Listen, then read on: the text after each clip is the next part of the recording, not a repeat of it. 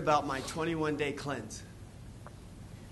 A couple of people, yeah. So what's interesting, I think, with listening to all the comments about what it is that we're posting is, so I'm in the health industry, basically, so I did this cleanse of 21 days, but I then decided to make it public.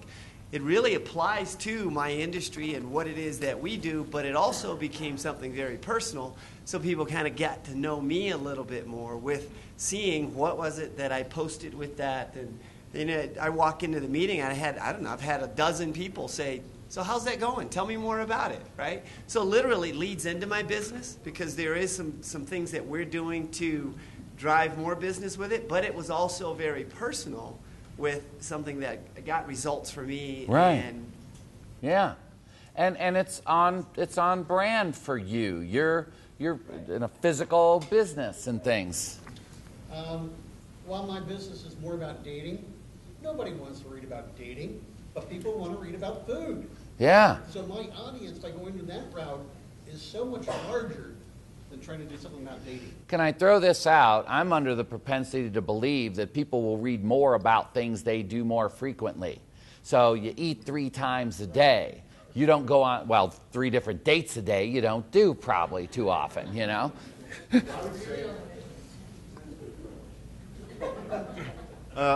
Another thing I see with social media is that it expands your spheres of networking to or influence to people outside of them. As you promote it, for instance, your 21-day cleanse, it may not be everyone that you're sending it to that will do it, but then they will forward it on to other folks that they would see would be a benefit of using that service, and that's where it becomes more viral. So it's not just the target audience, but it's making the message right so they will share it with their audience as well and make it, expand the network for you. I heard about Stan's cleanse from Mike, not through social media, but just, hey, just conversation. Peter? What I was going to say is, if I'm single, I am interested in reading about dating if it's going to help me do it better. Do you know what I mean? So I think one of the main overall goals for your content is to be interesting, to be useful. I ate lunch and the special was really great. Might be useful information next time I go to that restaurant. Right. So here, getting back to our featured conversation today a little bit, how do you measure that return?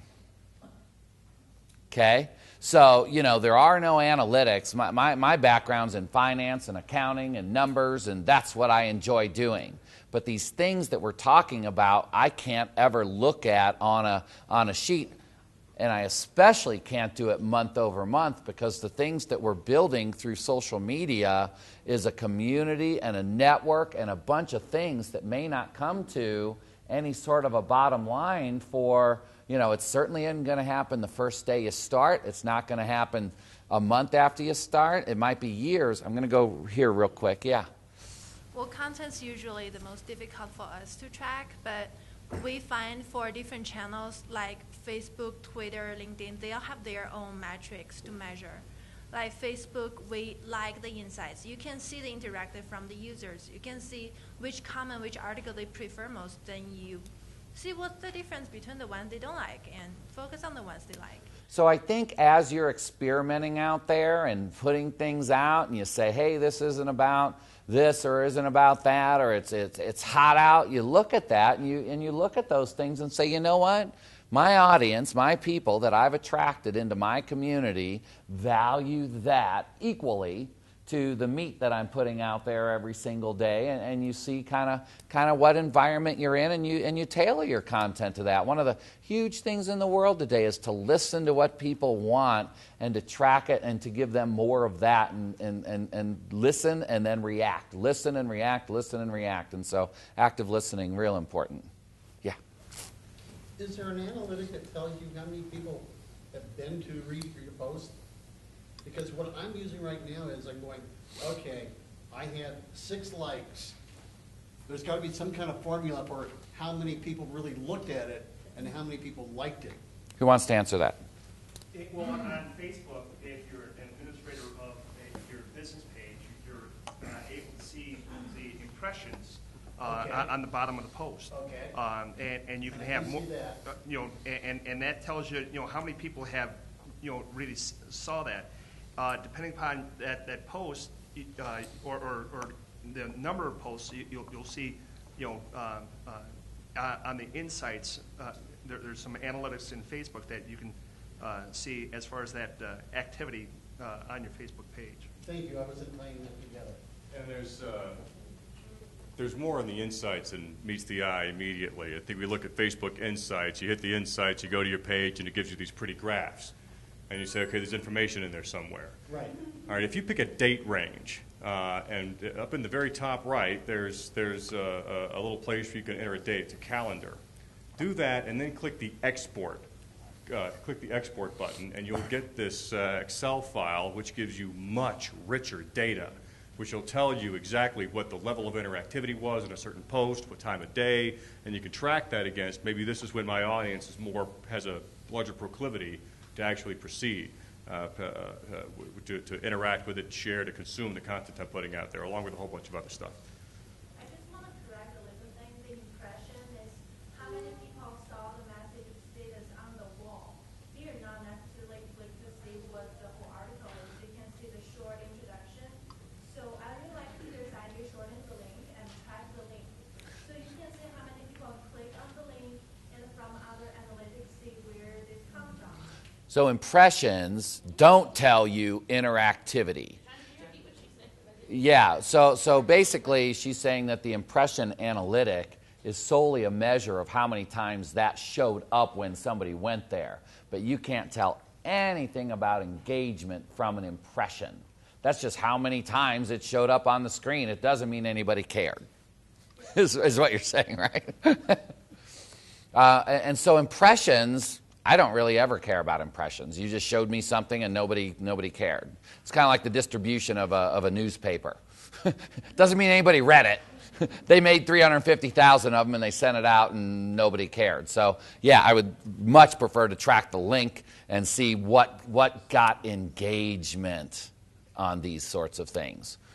Let's go back to the building of the community around your brand and the thing that you're building every day. You're getting more likes, you're getting more followers, you're getting a larger community of people that are coming in and on all of that. How should we put some ratio on that, or how could you measure the return on that? They've not bought yet. And it might be years before they buy, but you're an influencer in their world, and you have the ability to reach them. Let's talk about that. If I run a 15-second TV commercial and I run it to all of Denver during the Super Bowl, right? What's that going to cost me? Let's say it costs me $100,000. I don't know what it would be. $1 million, $100,000, $1,000, whatever. So it costs me, $10,000 to run that commercial. Isn't everybody who likes you, if they're getting alerts, if you're showing up on their thing, if they're a contact, maybe this is a way to do it, is to say that you have the ability to reach another person and to put a value on that person, that you might be able to engage with something that you come up with later at a time when they may need something. So, a lot of companies, we have a burst email program, and they'll put a value on getting a new subscriber, and that value can be $5, $6, $10 that I got by having that person engaged with my community now. Is there anybody that's measuring that and assigning any sort of a value, or any other ideas on how to put a number on that, Steve? How do you do you put a dollar value on a follower? Is that on a like? We don't put a dollar value on a like right now, but we do have a dollar value, an estimated dollar value on anybody who joins our newsletter, and that we can follow that if they join our newsletter, on average, they're going to bring, either from themselves or by forwarding it, referrals, etc., X amount of dollars. Okay. Our newsletter actually has an ROI of almost 4 years. We're seeing people who joined our newsletter when we started 5 years ago who are now bringing in. But do you give the value when they sign up? You say $5.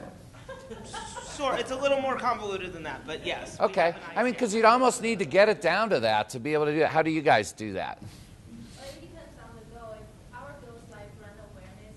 Would you mind standing up? Your voice is a little bit more quiet. Yeah, that's okay. We think it depends on what goals you set for the social media. And if we do like brand awareness, which is really hard to track, then we track the traffics to the website. Or like if you are in a B2C company, you're selling ice creams, you run a commercial on the Super Bowl game, then you see how many people know about your ice cream brand. You ask them whenever they come in, you say, hey, have you seen our Super Bowl commercial? If they say yes, that's why I came, then you can track that number. It may not give you the direct money value to it, but it will if you keep doing that. And with a specific focused goal, eventually the perspective will come up. Very good. So I think what we want to try and do with all of this is say, what are you trying to get done by spending your time on doing this? Assign values to these things. Get analytics that you can look at and measure and track doing these things. I hate the thought that maybe people are out there doing all of this work and they have no idea if anybody cares, right? And so I want to avoid that at all costs and get down to where we're measuring, we're tracking, and we're assigning dollar values so that as you're doing this and participating in it, you're generating ROI. And I would say if you're doing that, you're going to be in the top 1% of people participating in social media today because people are having a real hard time getting a handle on that. And so thank you, everybody, for your input today. Steve's going to come up and do tips. And where's Fig come from? Right in downtown Denver. 16 photo buckets hosting. What we talked about in the YouTube section was doing a Google Places page and creating a YouTube channel that you can make for free, putting your videos on the YouTube channel, connecting them to your Google Places page, which will host photos and videos, which will allow traffic to come back to you from various sources, as well as using a service like TubeMogul, which puts out your video content to a lot of different aggregators and syndicators. Any questions? Can you spell that out for us? Something mobile? Oh, Tube. I'm sorry. It was a service online, they have a free version from Tube, T-U-B-E, Mogul, M-O-G-U-L. But Google Places is the most important thing. You can set up a Places page for free and put your video content on it. Create a YouTube channel for free, which feeds that Google Places page video. Our mobile app was Foursquare, and for consumers, it's useful because you can get specials that when you check into places, and it's free. And for businesses, you can go on to Foursquare.com and create a free account and profile, promote your specials, get new customers, attract new customers, reward your loyal customers, and increase your visibility. So get on Foursquare. Using Facebook as the example, if you want people to engage with you, start out by reaching out and engaging with them. On Facebook, you can set a goal as small as 3 pages a week that you go to that you've already liked, and be sure to go and visit their page, comment on something, like something on their page, and kind of start the momentum, engage with them, and I think that will help them to engage with you. We have a 3-step given away. So first, you target the most popular tweets today about an article, then generate your original thoughts based on it, and create a trackable original link to this article on your website, then track that. So 3 steps. You like that one, huh, Mike? Good. All right, on LinkedIn, we spend a lot of time educating each other on the nuance of LinkedIn and why it's important. But as far as a tip, what we did come up with is the importance of using it like your actual live network, right? So I know Mike. If Mike knows somebody, I can ask Mike to introduce me. The beauty of LinkedIn as well is I can send him a message and actually track that message so you can get your ROI with that message from that sense as well, so you can see what's happening. So that's our tip for today. Thank you. I'm struggling with that right now, by the way. Are you? Yeah, well, I got a request from, when you ask somebody to make an introduction, you put the note in there that says, to Mike, who I'm trying to get introduced, and to Pam, who knows Mike, who's going to forward the introduction. And so Mike gets to see, or Pam, the intermediary, gets to see both messages. Right. So me as the intermediary right now, I see that the only reason person A wants to get a trip to certain B is so we can put the hard sell on. And I'm not willing to squander my social capital with this person by feeding No, that's a very good point. So in real life, you don't want to do that either, do you? No, I definitely want to talk to people to whom I think I can add value. Yeah, exactly. So it's the same premise as you go forward online as well. Make sure that you're not spending social capital inappropriately. On our meetup group, we have the forums, and we would really appreciate you taking a few minutes to, if you were the group leader, take a few minutes and write down these tips on the forum. That way we have these for everybody. They're Googleable, so people can Google them, find them, and use them themselves to help.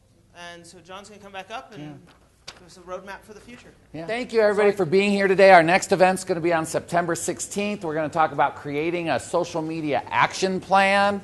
And then on October 21st, we're going to talk about effective listening in social media and how to go about doing that. You guys have a wonderful weekend.